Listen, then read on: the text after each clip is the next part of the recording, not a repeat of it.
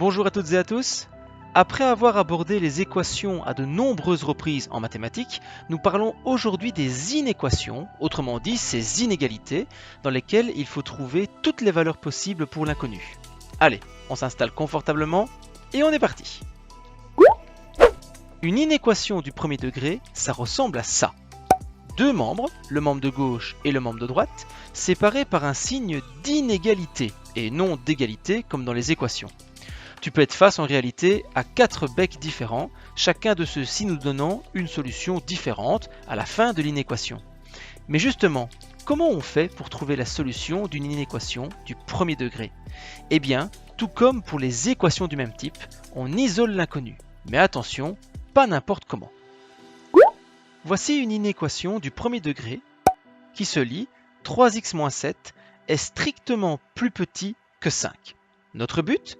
Résoudre cette inéquation en isolant le x. Il faudra donc commencer par neutraliser le moins 7 en faisant plus 7 dans les deux membres et ensuite nous devrons diviser les deux membres par 3 pour neutraliser le coefficient du x.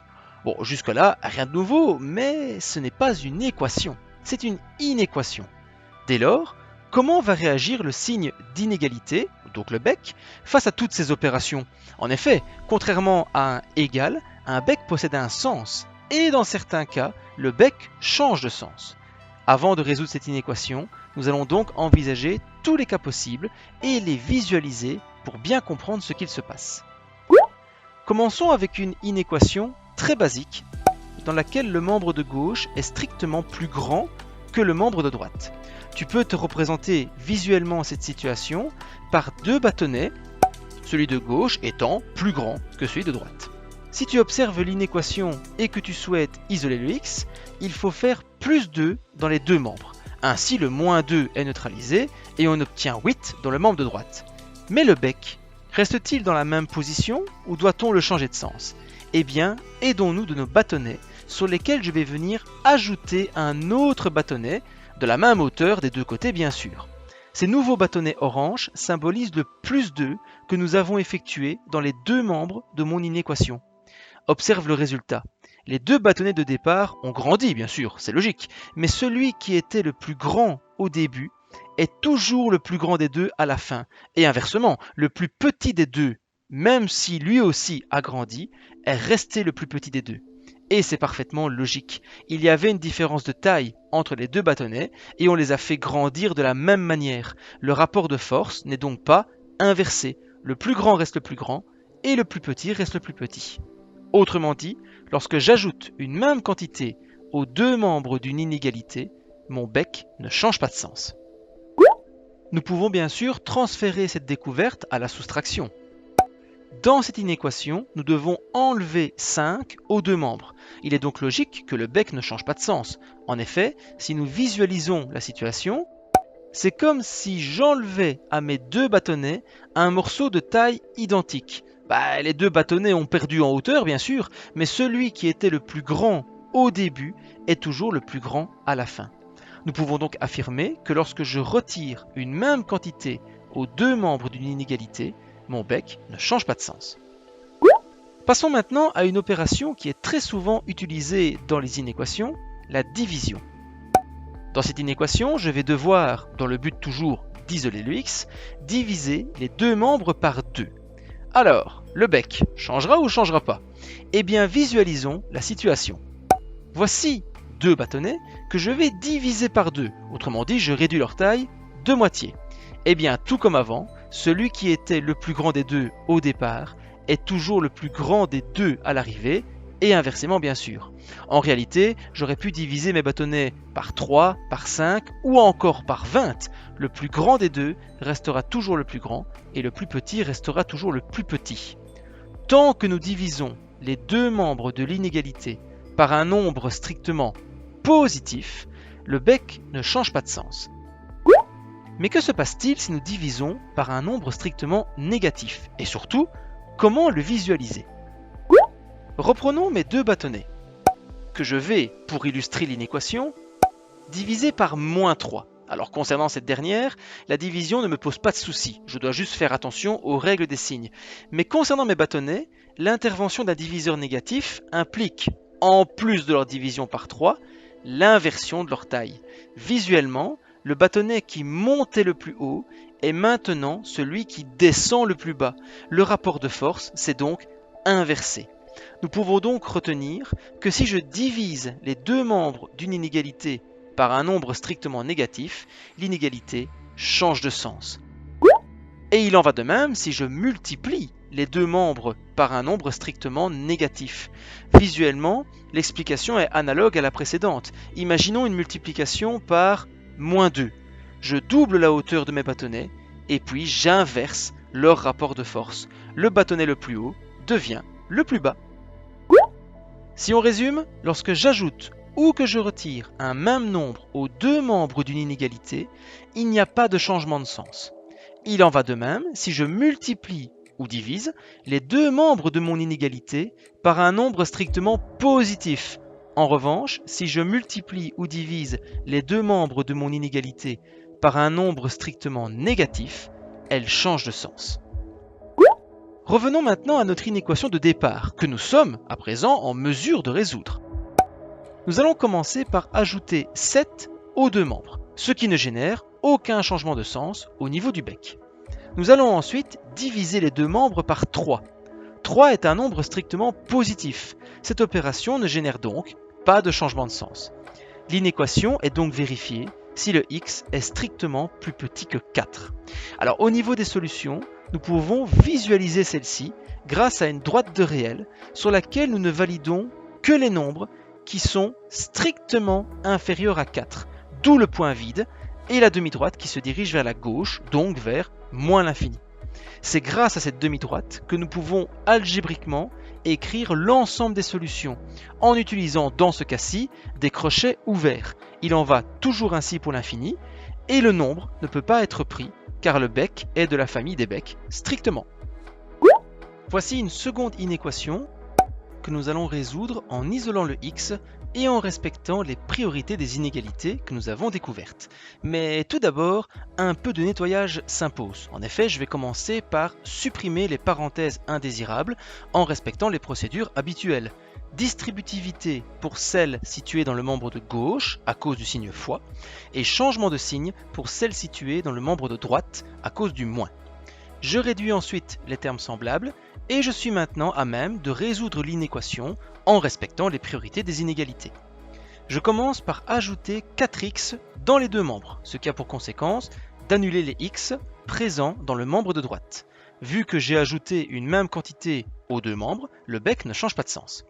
Ensuite, je retire 2 aux deux membres dans le but d'annuler le plus 2. À nouveau, cela ne change pas le sens du bec. Il me reste maintenant à diviser les deux membres par -10 afin d'isoler complètement l'inconnu. Et attention, j'ai divisé les deux membres de l'inéquation par un nombre strictement négatif. Je dois donc changer le sens de mon bec. Tu l'auras compris, c'est souvent ici que les élèves se trompent. Sois donc extrêmement vigilant lorsque tu vois que le coefficient du x est un nombre strictement négatif. Il me reste à simplifier la fraction obtenue et à illustrer les solutions grâce à une droite de réel et à m'en servir pour écrire l'ensemble des solutions d'un point de vue algébrique. Voici un troisième exemple avec cette fois-ci une inéquation qui contient des fractions.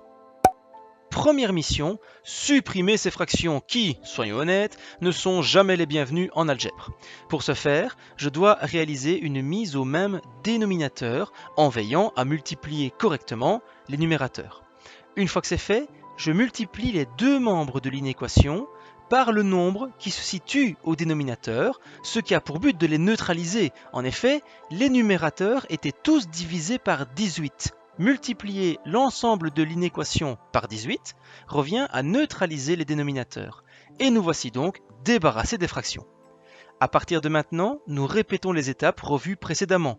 Réduire les termes semblables, neutraliser le moins 50x en ajoutant 50x dans les deux membres, le bec ne change donc pas de sens, neutraliser le 39 en retirant 39 dans les deux membres, toujours pas de changement de sens au niveau du bec, et enfin diviser les deux membres par 59, qui est un nombre strictement positif, donc pas de changement de sens au niveau du bec.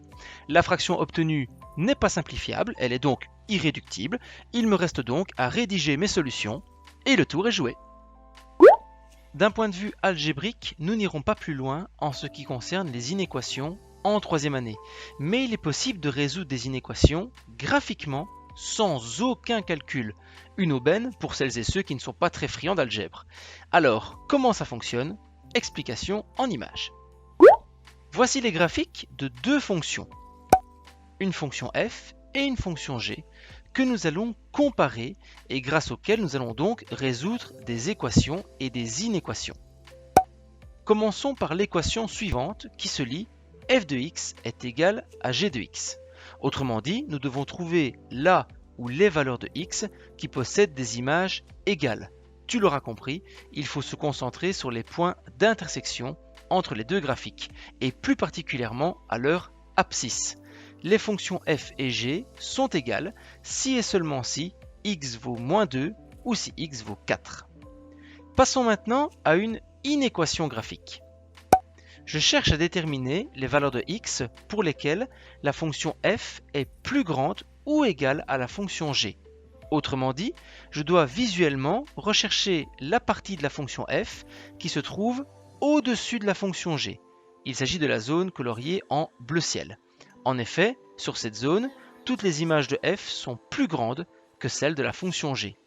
Reste à savoir si je peux accepter, dans la solution, les points orange, donc les endroits où les deux fonctions sont égales.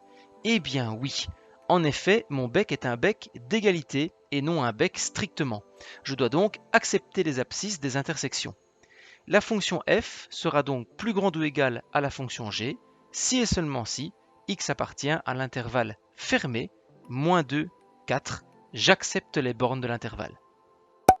Voici une autre inéquation pour laquelle nous devons rechercher la partie de la fonction f qui se trouve strictement en dessous de la fonction g.